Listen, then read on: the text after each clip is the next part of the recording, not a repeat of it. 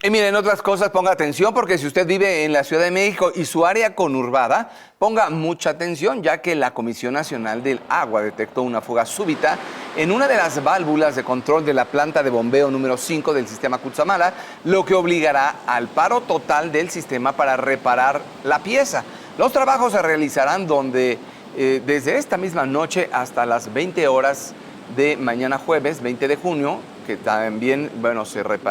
terminarán las reparaciones a las 2 de la madrugada. Si todo sale bien, el paro total será de 6 horas, por lo que algunas zonas podrían sufrir desabasto.